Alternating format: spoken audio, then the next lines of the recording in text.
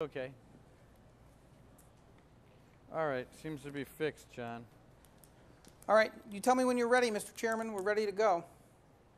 I'm ready. Chairman Priebus, welcome to KTNV. Thanks for coming on from Philadelphia. I promise I'm going to give you a chance to say some things about the DNC, but I want to ask you a couple of Republican National Committee questions first. First of all, what about all this controversy now over Russia and the Clinton campaign saying the DNC hack may have been done by Russia to help Trump? They're trying to connect all those dots. Are they connected? I don't think so. I don't know who hacked into the DNC server. Was it Russians? Maybe it was the Tajikistanis. I mean, these are like, grasping for straws. Look, they're trying to get through their week, and the reality is, whether it was the Russians or the Ukrainians or the Mongolians, they didn't write the emails. The Democrat senior staffers wrote the emails and perpetrated a fraud upon the Democrat the grassroots and their voters and the American people. So they can keep spinning all day long, but they wrote the emails. I guess what I'm wondering is Robbie Mook, who, as you know, is Hillary Clinton's campaign manager, said there's this disturbing picture connecting the platform change that was orchestrated by the Trump campaign to make it, as some have described, more pro-Putin, more pro-Russian. Is that platform change something you agree with, sir? No, this is all a bunch of garbage. They don't have any evidence of any hacking from what country. They have no idea. They're just spinning, and they've got this little narrative now to try distract, which you led with, and I'm not quarreling with you, John, but you led with some sort of Russian conspiracy theory when the news of the day is that the Democrats have been in the back pocket of Hillary Clinton for an entire year. And we've got 45% of the delegates in Philadelphia that were for Bernie Sanders. They should be outraged. I didn't know that was the news of the day. I assumed all along the DNC was in the tank for Hillary Clinton, didn't you? Just one last question. When you see the evidence, you're right. You're right about that. We all knew that. But when you actually see the evidence and you're actually going, some of this stuff's pretty disgusting. I mean, you're going after the faith of Bernie Sanders as a wedge orchestrated by the DNC. And it's pretty stunning stuff, to tell you the truth. I'll just ask you one last question about the Russia stuff. Do you agree with the platform change that was made? Listen, I agree with the platform. I mean, this is a platform written by the delegates of our party, passed by 112 members that were elected by the grassroots of our party. It's very different than the Democrats. They have 15 people appointed by Debbie Wasserman Schultz. In our case, they're elected by the folks in the states. I guess what I'm wondering is, I think I saw something that you said about Bernie Sanders vis-a-vis the DNC hack and him speaking tonight, that you don't think he should lie down like a puppy dog. You don't think he will lie down like a puppy dog. What did you mean by that? Well, what I mean is, I can't imagine that Bernie Sanders is going to speak tonight with half of that floor and not address this email issue. I think he is going to address the email issue.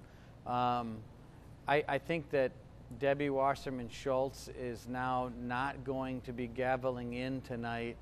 I don't know if the rules allow that to happen or not. I think there may not be the end of the story with how this is going to end today.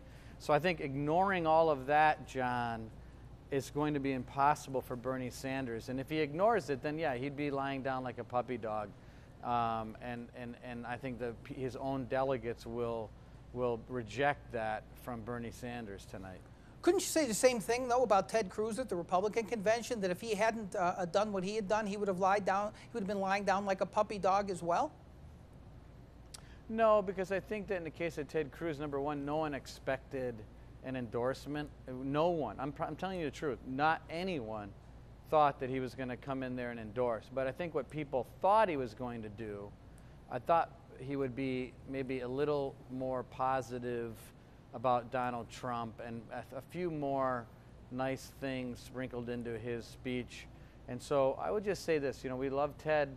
I would just say, though, that he did unify the arena there, John. I mean, the arena was unified, that something kind of just missed the mark there with that speech. But I think it was better that we let him speak than not. I think that would have been a mistake, and I think it shows the graciousness of Donald Trump to say, I'm gonna let you speak without condition, and he did it. And I thought actually in the end it was a better decision. I have to ask you about your comment about Cruz and Trump, and saying that Donald Trump was saying it wasn't factual when he again brought up the morning after the convention his slander about Ted Cruz's father. What did you mean he wasn't saying it wasn't factual? Why don't you just say Donald Trump never should have said that? No, I have said that, John. What I was trying to say, maybe I was not doing a good job of it yesterday. What I said was, look, Cruz brought up the fact, look, he said some things about my dad and my wife, and I understand that. Those are wounds that are going to take some time. What I was saying was that Trump didn't bring it up again. He was trying to defend himself and say, well, I didn't bring it up. He brought it up. I never talked about it. It was in this National Enquirer.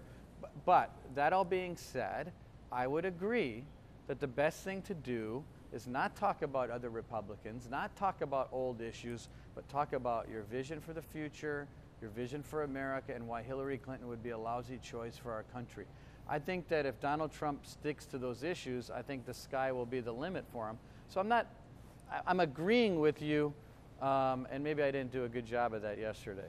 You do think it's outrageous that he brought up a story in the National Enquirer that has no verification, implying that Ted Cruz's father was involved in JFK's assassination. But you do think that's outrageous? I mean, listen, but he didn't bring it up. He was defending. Cruz brought it up.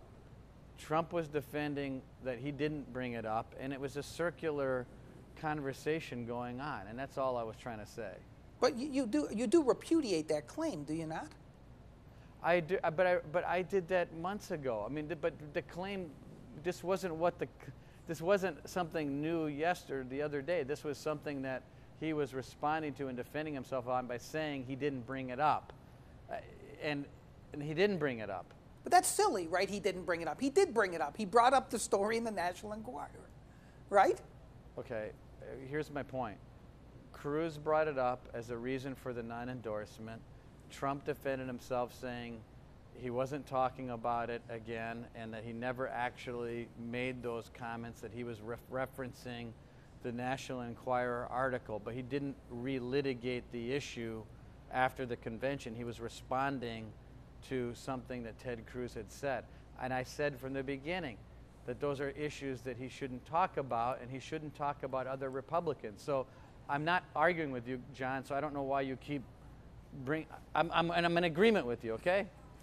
Since we're in agreement, let me move on to something else then, which is okay. What was said by Hillary Clinton in that 60 Minutes interview. I'm wondering what your reaction is to her invoking what she called the Hillary standard. In other words, she's been treated differently, and in the implication worse than other candidates. Do you think there's something to that? In that Hillary Clinton claims that she's been treated worse? Yeah, and she said there's a different standard for her than for other candidates. Didn't you watch the interview? Yeah, I did. I didn't hear your question. Oh, okay.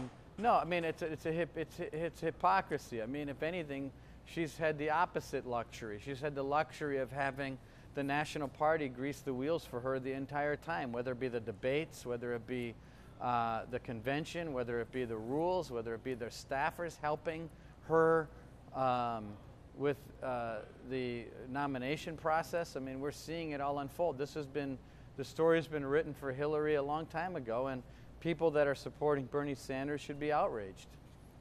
And so you don't think that there's something to the fact that there's been all these conspiracy theories over the years? Remember the vast right-wing conspiracy, Mr. Chairman? You don't think there is something to that? No, I think that she's had a life of luxury built on politics. She's gained tremendous wealth from politics. Her family is rich because of politics. She's the presumptive nominee of the Democrat Party because of the fact that she's had it made in politics, and people have helped her and aided and abetted her entire life. Last question, Mr. Chairman. Including the DOJ and the FBI. Last question, Mr. Chairman. There have been a lot of published reports about requests to not a native, but a Las Vegan, Sheldon Adelson, about giving you $6 million to help make up a shortfall. Did he give you the $6 million? It's not my $6 million, it's not my shortfall, it's the host committee in Cleveland. We've fulfilled our $14.5 million commitment to the convention, and the letter's not from me, it's from the host committee, and I don't know whether he gave money or not, because that's soft money and I'm a hard money committee. You think he'll help to defeat Hillary Clinton, Sheldon Adelson? I think so. I mean, he's been good to our party, he's been good to our country. We appreciate and love him and the family very much, and he's a very generous person to a lot of different people. All right, Mr. Chairman, it's been a pleasure talking to you. Thanks for taking the time from Philadelphia. Thank you, John.